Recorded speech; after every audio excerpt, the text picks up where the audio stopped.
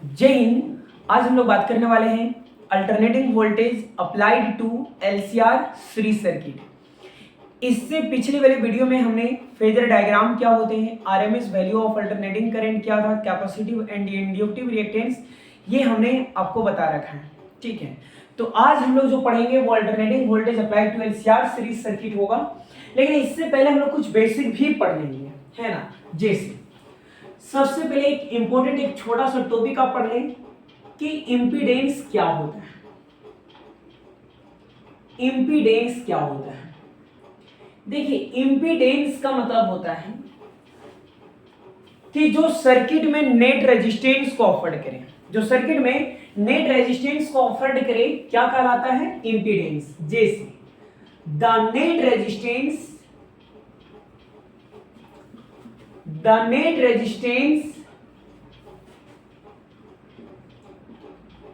offered by the circuit, जो circuit में net resistance को ऑफर करे, जो सर्किट में नेट रेजिस्टेंस को ऑफर करे क्या कहलाता है? Impedance. The net resistance offered by the circuit is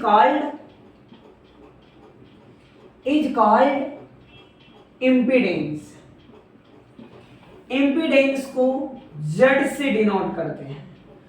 it is denoted by Z। Impedance को किससे डिनोट करते हैं? Z से। यूनिट ऑफ इंपीडेंस,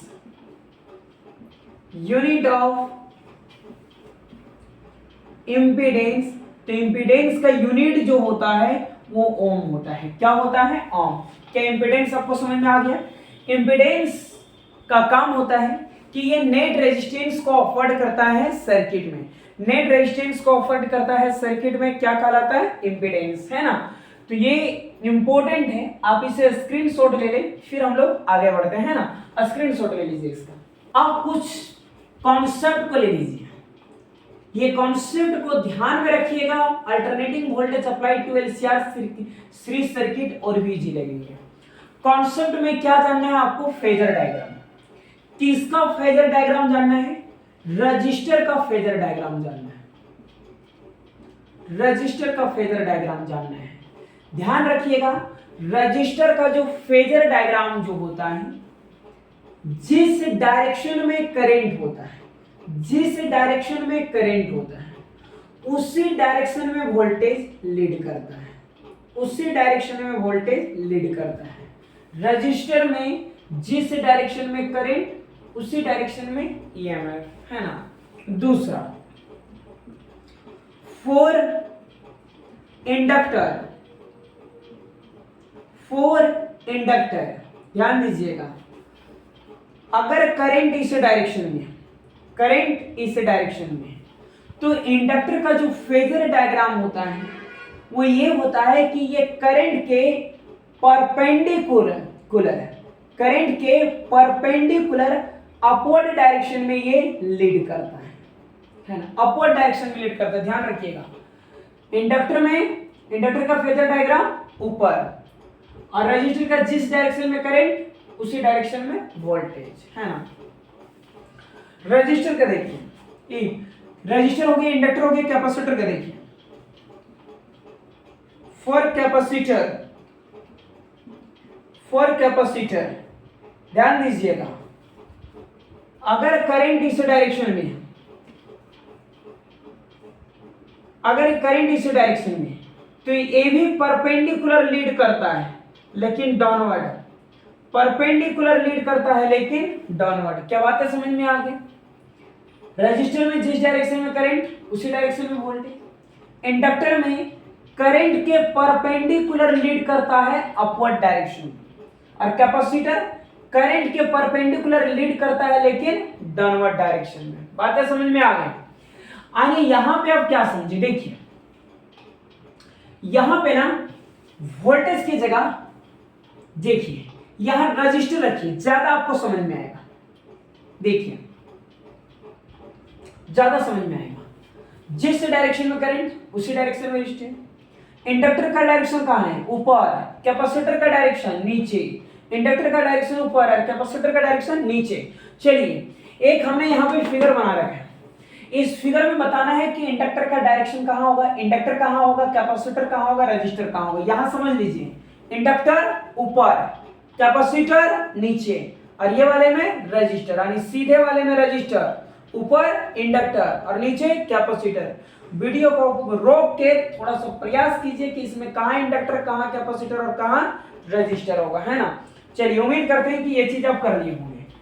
इंडक्टर कहां होगा, ऊपर, कैपेसिटर कहां होगा, नीचे, और रजिस्टर, ये क्या बात है, समझ में आ गया। इंडक्टर ऊपर, कैपेसिटर नीचे, सीधा में रजिस्टर, है ना। ये इंपॉर्टेंट है, ये कॉन्सेप्ट है, थोड़ा सा इसको भी स्क्रीनशॉट करके कहीं नोट कर लीजिए, है ना, आगे काम आएगा। अब हेडिंग दीजिए, alternating voltage. Alternating voltage applied to LCR series circuit। LCR series circuit important derivation है, ये इंपॉर्टेंट डेरिवेशन क्या है। Alternating voltage applied to LCR series circuit.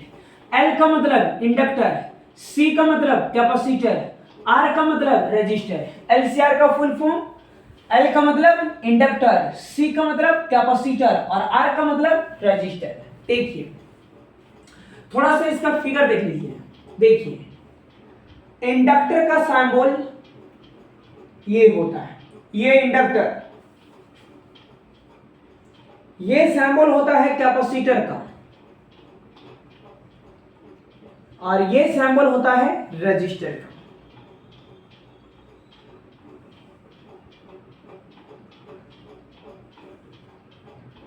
है ना, ये क्या है, इंडक्टर का सिंबल, ये सिंबल किसका है, कैपेसिटर, और ये किसका है, रेजिस्टर। Inductor, capacitor, resistor. इसका वोल्टेज VL, ये क्या हो जाएगा, VC, ये क्या हो जाएगा, VR, है ना।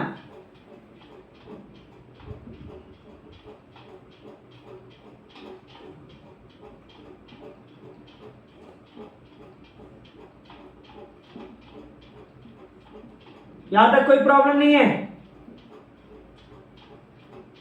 और ये चीजें आपने पढ़ रखा होगा, ये इस तरह का फिगर आपने पहले भी पढ़ रखा होगा, कैपेसिटर में भी पढ़ा होगा, रजिस्टर में भी पढ़ा होगा, सेल में भी पढ़ा होगा, है ना। चलिए, यहां तक कोई प्रॉब्लम नहीं होना चाहिए। अब देखिए, अब यहां पे एक बात है, ध्यान दीजिए। सर, ये हो गया आपका alternating voltage applied to LCR series circuit का डायग्राम हो गया, ठीक है, कोई दिक्कत नहीं होना चाहिए। देखिए, अकॉर्डिंग टू ओम्स लॉ, अगर आप ओम्स लॉ की बात करें तो ओम्स लॉ का फॉर्मूला होता है V = IR। V = फॉर्मूला क्या होता है, IR, ठीक है। देखिए, फॉर इंडक्टर, फॉर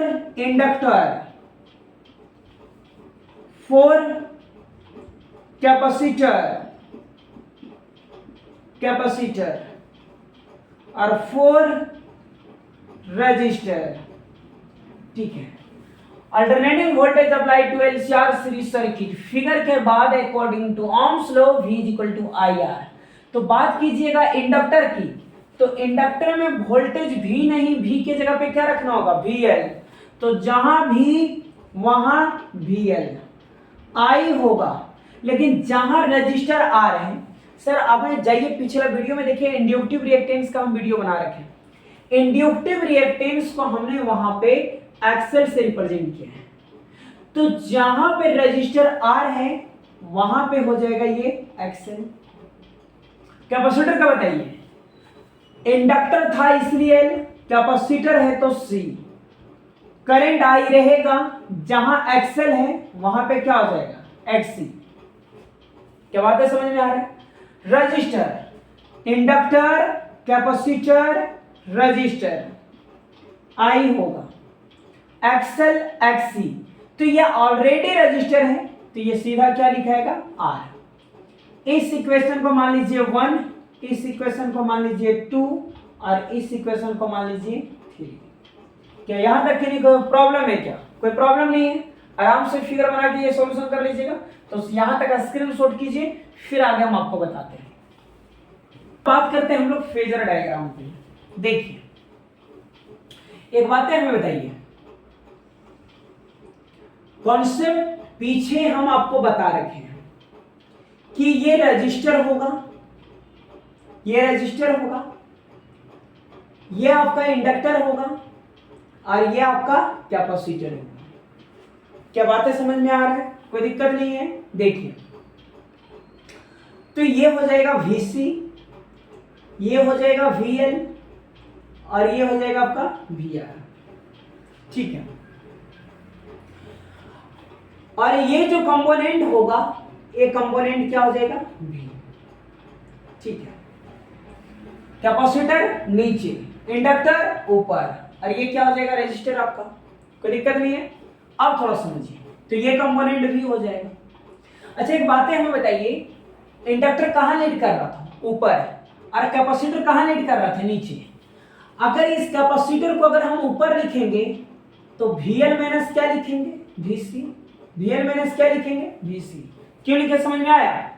क्योंकि कैपेसिटर कहाँ लीड कर रहा है? नीचे। अगर इसको हम ऊपर लिखना चाहें तो इसके अपोजिट होगा, इसलिए मैंने यहां लिखा VL माइनस VC। ठीक है, ये एंगल फाई है। अगर ये एंगल फाई है तो सामने वाला एंगल कितने डिग्री का बनेगा? 90 डिग्री का। यहां तक कोई प्रॉब्लम नहीं है? VL माइनस VC क्यों लिखा पता चला ना? सर कैपेसिटर कहां लीड कर रहा था? नीचे, पर इसे आप लिख कहां रहे? ऊपर, तो अपोजिट लिखिएगा तो माइनस लिखिएगा ही ना। चलिए, अगर ये एंगल फाई है तो सामने वाला एंगल 90 डिग्री, यानी ये लाइन को यहां पे शिफ्ट कर दो, ये वाला लाइन को उठाइए यहां शिफ्ट कर दीजिए। क्या बात है? समझ में आ गया?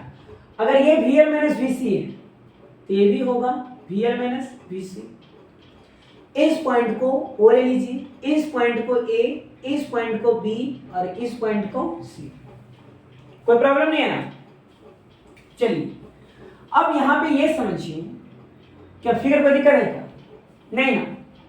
ध्यान दीजिए, इन ट्रायंगल OAB से पाइथागोरस परिमेय H बराबर P square plus B square, यही ना होता है? तो अगर ये परपेंडिकुलर है तो ये बेस, ये क्या हो जाएगा? हाइपोटेनियस। परपेंडिकुलर बेस और हाइपोटेनियस, तो हाइपोटेनियस क्या हो जाएगा? OB का होल स्क्वायर, परपेंडिकुलर यानी AB का होल स्क्वायर प्लस बेस क्या हो जाएगा? OA का होल स्क्वायर। अगर स्क्वायर हटाइएगा या सीधा बैठाते हैं ना, O से B का डिस्टेंस V स्क्वायर, A से B का डिस्टेंस VL माइनस VC का होल स्क्वायर प्लस OA का डिस्टेंस VR का होल स्क्वायर। स्क्वायर हटेगा, क्या चढ़ेगा? रूट। VL माइनस VC का होल स्क्वायर प्लस VR का होल स्क्वायर। क्या इतना कोई दिक्कत है क्या? नहीं ना? चलिए आगे बढ़ते हैं। देखिए, इसके नीचे लिखिएगा कि फ्रॉम, नीचे लिख देते हैं, from equation first, second and third. देखिए V बराबर रूट अंडर, देखिए क्या लिखा है? VL minus VC। VL की जगह पे क्या लिखिएगा? IXL। VL की जगह क्या लिखिएगा? IXL माइनस VC की जगह क्या लिखिएगा? VC की जगह क्या लिखिएगा? IXC का होल स्क्वायर। ठीक है, VL का वैल्यू बढ़ाया IXL माइनस IXC का होल स्क्वायर प्लस VR, और VR बराबर क्या हो जाएगा? प्लस IR का होल स्क्वायर। अब यहां पे देखिए V बराबर रूट अंडर, देखिए इतना से आप आई कॉमन निकालिए।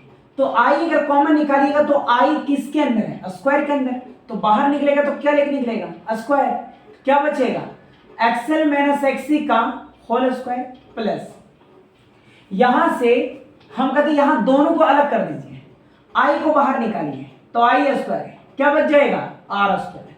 अब पूरे से आई स्क्वायर कॉमन ले लीजिए। अब पूरे से अगर आप आई स्क्वायर कॉमन लीजिएगा तो क्या बचेगा? एक्सएल माइनस एक्सी का whole square plus R square, क्योंकि आई तो कॉमन आ गया है। आई का स्क्वायर हटेगा, रूट हटेगा, यानी आई कहां आएगा? बाहर। आई का स्क्वायर हटेगा, रूट हटेगा, यानी क्या होगा? एक्सएल माइनस एक्सी का whole square plus R square. कोई प्रॉब्लम नहीं है ना? चलिए आई नीचे ले आइए तो भी by I is equal to root under XL minus XC का whole square plus R square. देखिए भी इज इक्वल टू फॉर्मूला क्या होता है? आई आर होता है ना। अगर आर निकालेंगे तो भी बाई क्या हो जाएगा? आई। तो भी बाई आई की जगह पे हम लोग क्या लिखेंगे? आर। पर यहां आर नहीं, उस आर की जगह पे हम लिखेंगे जड़। जड़ मतलब समझ रहे ना? इंपीडेंस। जड़ मतलब इंपीडेंस। तो जड़ बराबर क्या हो जाएगा? एक्सएल माइनस एक्सी का whole square plus R square. तो ये था आपका alternating voltage apply to LCR series circuit. Z is equal to R is equal to V by I, है ना?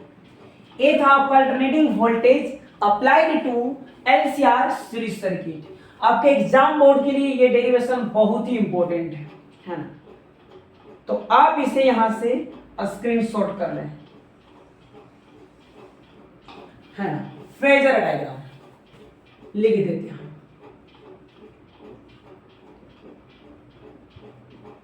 फेजर डायग्राम स्क्रीनशॉट कर लीजिए।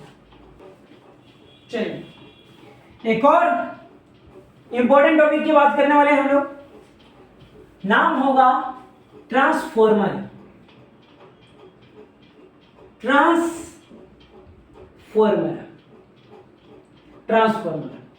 देखिए alternating voltage applied LCR series circuit के बाद हम लोग जानेंगे कि ट्रांसफॉर्मर क्या होता है। देखिए समझिए थोड़ा। ट्रांसफॉर्मर जो है वो एक प्रकार की डिवाइस है, ध्यान दीजिएगा। ट्रांसफॉर्मर एक प्रकार की क्या है? डिवाइस है। ऐसे डिवाइस जो वोल्टेज को इंक्रीज भी करता है ना? जो वोल्टेज को इंक्रीज करता है और वोल्टेज को डिक्रीज भी करता है। इंक्रीजिंग और डिक्रीजिंग, बात समझ में आ गया? किसकी बात कर रहे हैं? ट्रांसफॉर्मर। ट्रांसफॉर्मर क्या है? एक प्रकार की डिवाइस है। ऐसी डिवाइस जो वोल्टेज को घटा भी सकता है और वोल्टेज को बढ़ा भी सकता है। ध्यान रखिएगा, ट्रांसफॉर्मर एक ऐसी डिवाइस है जो वोल्टेज को घटा भी सकता है और वोल्टेज को बढ़ा भी सकता है। सवाल आता है कि ट्रांसफॉर्मर काम किस पे करता है? Principal. It is based on the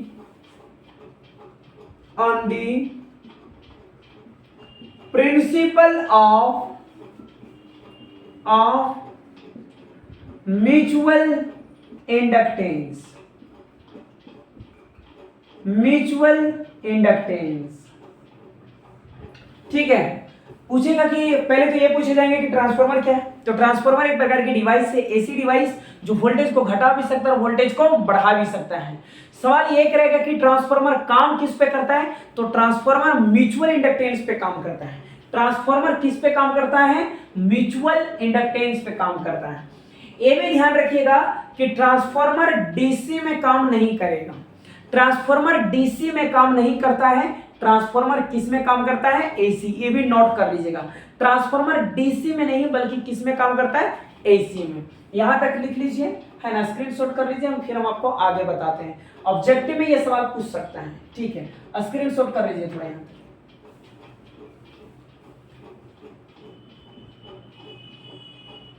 types of transformer है, टाइप्स ऑफ ट्रांसफॉर्मर। देखिए ट्रांसफॉर्मर के दो टाइप्स होते हैं, एक स्टेप अप ट्रांसफॉर्मर होता है और एक होता है स्टेप डाउन ट्रांसफॉर्मर। ट्रांसफॉर्मर कितने तरह का? दो तरह का। कितने तरह का ट्रांसफॉर्मर? दो तरह का। स्टेप अप ट्रांसफॉर्मर का खासियत है कि ये लो वोल्टेज को हाई वोल्टेज में कन्वर्ट कर देता है, हाई वोल्टेज में कन्वर्ट कर देता है।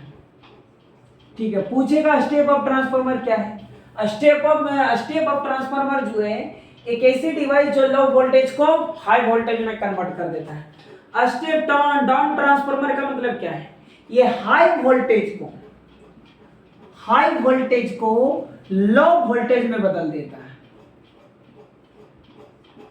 लो वोल्टेज में बदल देता है। बात समझ में आ गया? ट्रांसफॉर्मर के कितने टाइप्स? दो टाइप्स, स्टेप अप ट्रांसफॉर्मर और एक step down transformer. Step up transformer का खासियत क्या है? ये लो वोल्टेज को हाई वोल्टेज में बदल देता है। स्टेप डाउन ट्रांसफॉर्मर का खासियत क्या है? स्टेप डाउन ट्रांसफॉर्मर का खासियत है कि ये हाई वोल्टेज को किस में बदल देता है? लो वोल्टेज में। बातें समझ में आ गया? कोई प्रॉब्लम नहीं है। स्टेप अप ट्रांसफॉर्मर जो लो वोल्टेज को हाई वोल्टेज में बदल दे, और स्टेप डाउन ट्रांसफॉर्मर का खासियत है कि यह हाई वोल्टेज को लो वोल्टेज में बदल देता है। बातें समझ में आ रहा है? ट्रांसफॉर्मर की ये भी खासियत है कि अगर वोल्टेज लो हो तो ये करंट को हाई कर देता है, अगर वोल्टेज हाई हो तो ये करंट को लो कर देता है। क्या कहा मैंने? कि अगर वोल्टेज लो हो तो करंट को हाई कर देगा, और अगर वोल्टेज हाई हो तो करंट को ये लो कर देगा। चलिए बातें समझ में आ रहा है? कोई प्रॉब्लम नहीं है। अब समझिए इसका कंस्ट्रक्शन देखिए,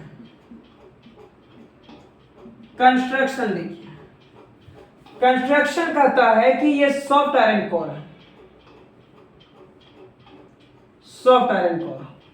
ट्रांसफॉर्मर काम किस पे करता है? म्यूचुअल इंडक्टेंस पे। म्यूचुअल इंडक्टेंस में कितने कॉइल? दो कॉइल, एक प्राइमरी और दूसरा सेकेंडरी।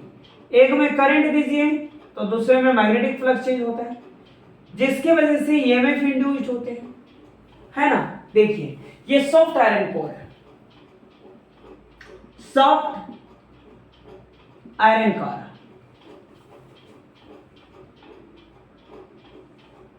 देखिए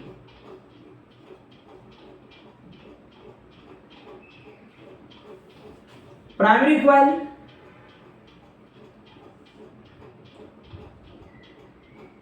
और ये हो जाएंगे सेकेंडरी कॉइल। कौन सा कॉइल? Primary coil. ये कौन सा कॉइल? Secondary coil.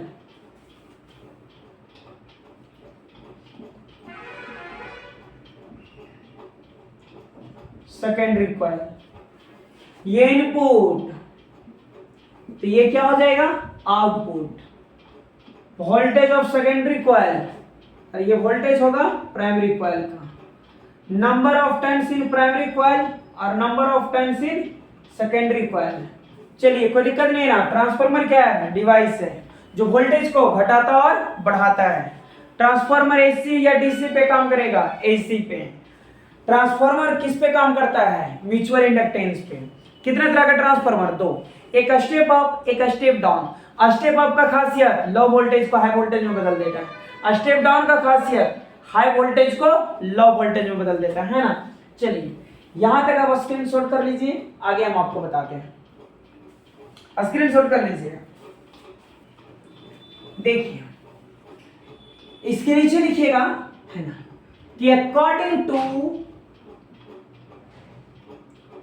फ्राइडे, या फिर ऐसे लिखिए, थ्योरी बना के लिखते हैं। थ्योरी कि according to Faraday's Lenz law, Faraday's का लेंस लॉ का इक्वेशन क्या था?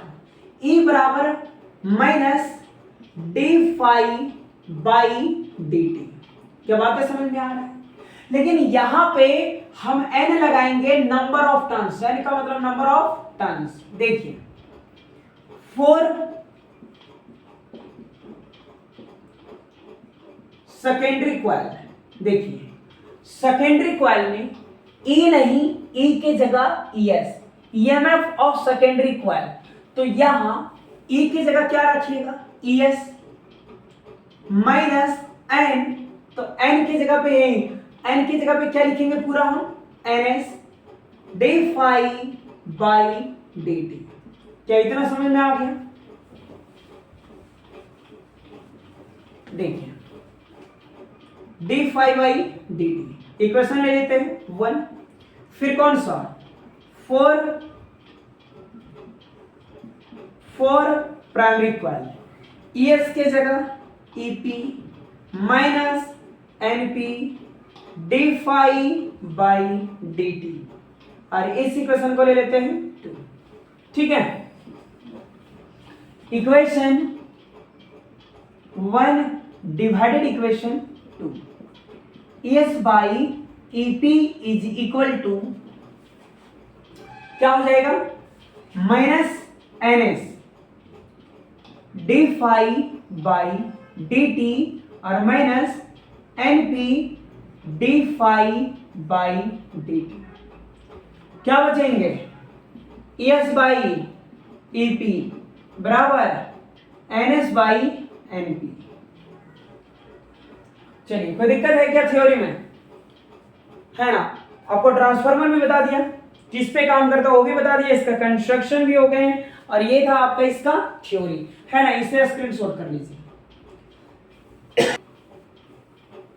है ना, नोट में रखिएगा। A step of transformer, a step of transformer की खासियत क्या था? Low to high voltage. Step down का खासियत क्या है? स्टेप डाउन का खासियत क्या है? High to low voltage. Objective देखिएगा, तुरंत समझ में आ जाएगा। देखिए ये रहा सो टैलेंट, क्या है? Low voltage to high voltage. Step up transformer का खासियत लो वोल्टेज से हाई वोल्टेज, तो लो मतलब कम नंबर ऑफ टर्न्स, कम number of turns, high voltage ज्यादा नंबर ऑफ टर्न्स। लो था इसलिए नंबर ऑफ टर्न्स कम दिए, लो से हाई तो कम से ज्यादा, NP NS EP ES। अच्छा एक बात है, मुझे बताइए number of turns in primary coil और number of turns in secondary coil, सबसे ज्यादा टर्न्स किस में किया गया है? सेकेंडरी में किया गया है, क्योंकि लो वोल्टेज से हाई वोल्टेज है। तो हम लोग कह सकते हैं ना कि number of turns in primary coil is less than number of turns in secondary coil, कि number of turns in primary coil से ज्यादा टर्न किस में किया गया है? सेकेंडरी कॉइल में, क्योंकि लो वोल्टेज से हाई वोल्टेज है। चलिए वीडियो को रोक के इसमें थोड़ा कोशिश करेंगे स्टेप डाउन ट्रांसफार्मर को बनाने के लिए। चलिए उम्मीद करते हैं कि आप कोशिश किए होंगे। सर ये हाई है, हाई, हाई का मतलब नंबर ऑफ टर्न्स ज्यादा, नंबर ऑफ टर्न्स ज्यादा। हाई से लो तो नंबर ऑफ टर्न्स इसके कम हो जाएंगे। क्या बात है, समझ में आ रहा है? प्राइमरी और ये सेकेंडरी, तो प्रॉब्लम नहीं ना। चलिए यहां पे मुझे बताइए कैसे लिख सकते हैं? NP is greater than NS, लो से हाई, कम से ज्यादा, हाई से लो, ज्यादा से कम।